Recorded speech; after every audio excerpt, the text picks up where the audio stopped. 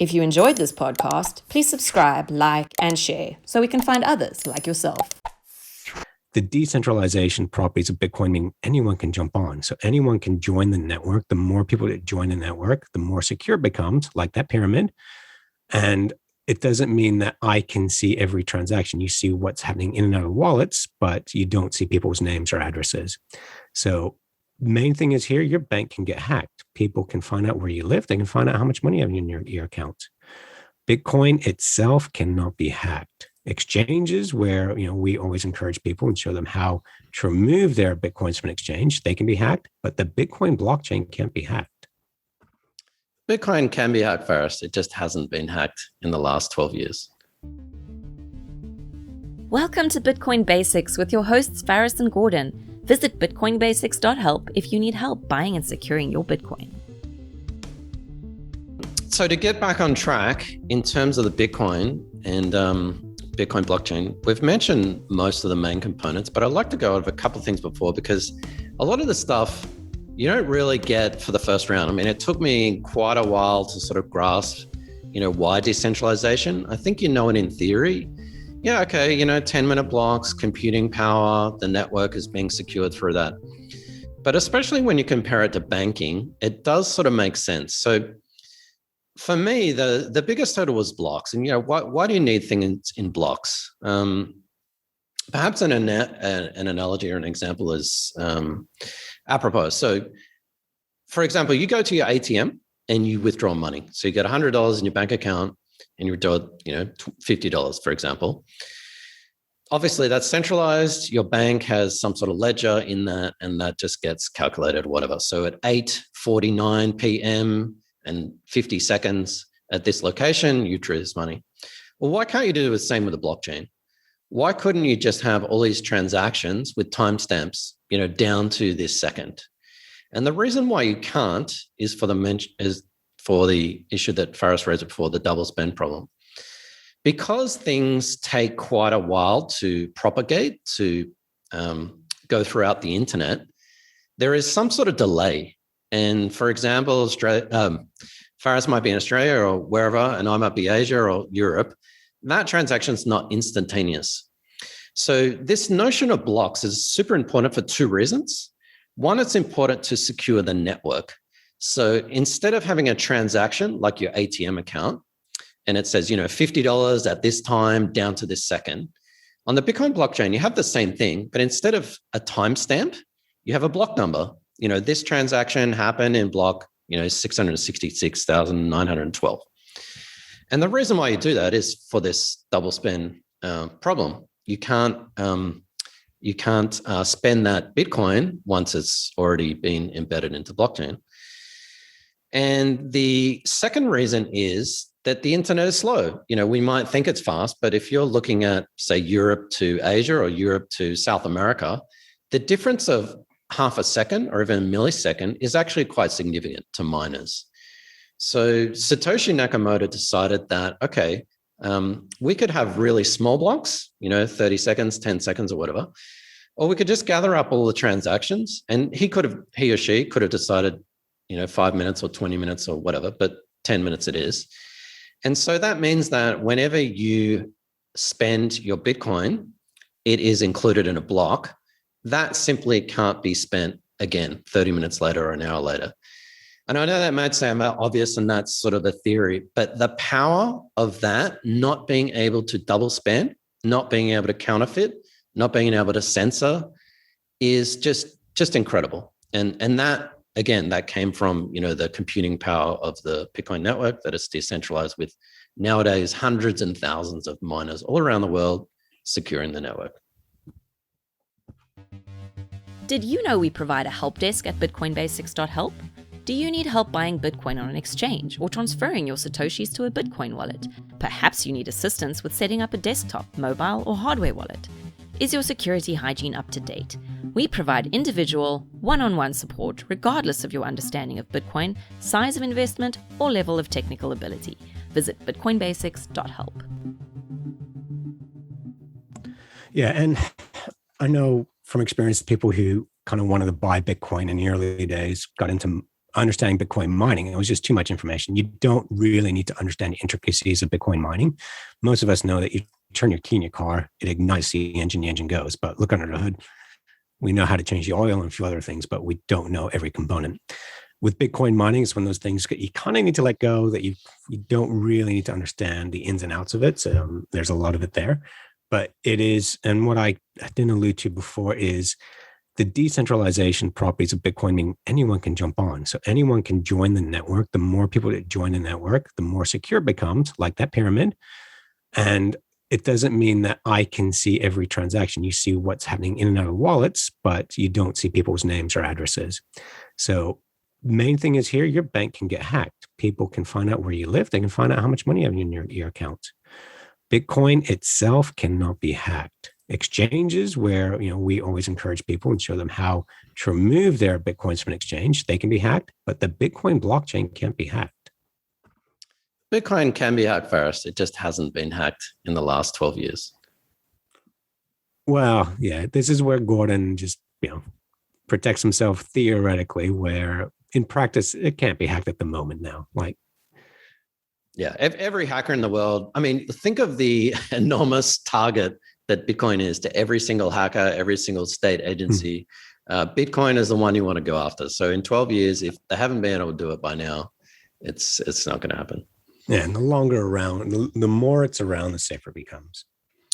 Okay, so last sort of thing, Faris, just to finish off our blockchain bit, we've discussed miners. So the miners are the ones who are protecting the network. Their computing power, which they get from electricity. Now, there's a lot of hoopla about, where they get the electricity from. Bitcoin is a lot greener than people think. They're not just getting it from, coal power plants. A lot of it's renewable. So using real world electricity, which costs money and energy, going into securing the network. We've discussed blocks. And the third component is something called nodes. So perhaps, do you want to go through what is a node? Why do we need nodes? And what does that have to relate with decentralization? So a node is basically, so I explained before that all these transactions that are taking place, they're being recorded on the blockchain. So think of it as a spreadsheet. Now, the blockchain itself has been recording all these transactions for 11, 12 years now. So if I were to download that, I can download every single transaction. I can actually do that. And then I can set up my computer to basically every time a new block is processed, my computer will update that. So I'm running a node, which means I'm basically confirming everything that's going on. So as Gordon mentioned before, distributed means that one copy somewhere is being updated. Well, that means that if there's a change to one spreadsheet, all the other spreadsheets copy it. This is different in that basically everyone involved is confirming it. So you're not just updating one person's copy, you're all actually working together to maintain the same copy, which everyone can see, everyone can add to. Think if you've ever worked with a shared document, like a shared Word doc or a shared Excel spreadsheet, you can all see it. You're all making changes to the one document and you all see those changes taking place, and you could be located anywhere around the world. It's the same thing with Bitcoin. You can actually see the blocks being updated. You can see the transactions going through. And every 10 minutes, your node is getting updated. So your computer is set to run, your computer is set to download the database. And the more people connected to the node, the more secure it becomes. I don't know if I've explained that well enough, Gordon. No, that's excellent. The key word I would add to that is verification. So what a node does is a node verifies transactions. And the important thing is that you can run that on consumer hardware. So another reason why Bitcoin is decentralized is that you can run it on an old computer. You could get, nowadays the Bitcoin blockchain is, I think, 400 gigabytes. So perhaps not on a really old computer, but you could certainly buy a cheap $20 hard drive or something like that, put that in. And you could run it on, the laptop or the desktop 5 years old or whatever is out in your backyard, out in your garage. So that's super important. Why is that important? Well, it means that anyone can go to bitcoin.org, for example, and download the blockchain and run a node on really cheap consumer hardware, which I have to say, and we've done an episode on Ethereum, That's not the case. And that's not the case with other blockchains as well. Other blockchains require super fast CPUs and hard drives and whatnot, and you're spending $5,000. So that was actually one of the arguments in 2017. There were basically two camps that wanted to change Bitcoin. One camp wanted to have more transactions, but that actually meant an increase in the blockchain size. And basically, they split off into Bitcoin Cash and whatnot, and then Bitcoin remained. That was super important. And the reason why it's super important is it maintains that decentralization. You can still run the Bitcoin blockchain on a node, verifying every transaction on consumer, fairly cheap hardware. And I think that can't be underestimated or understated, because that contributes to decentralization. As more and more people get into Bitcoin, maybe not the average person who's got $20 or $100, but especially businesses, if they're accepting Bitcoin transactions, they're going to want to run their own node. But I mean, if that node costs $100,000 to run, they're not going to do it.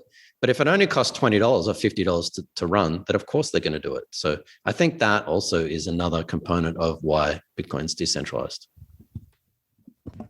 Yeah, it's one of these things, and I know we've probably confused a lot of people more than anything, but we really just want you to understand decentralization. And the more you dig into this, just the beauty of it comes out. It's just how, and I really think with what's going on in the background, not just with political and fiscal policies taking place around the world, but we've seen, just people like the Facebook stuff a couple of years ago.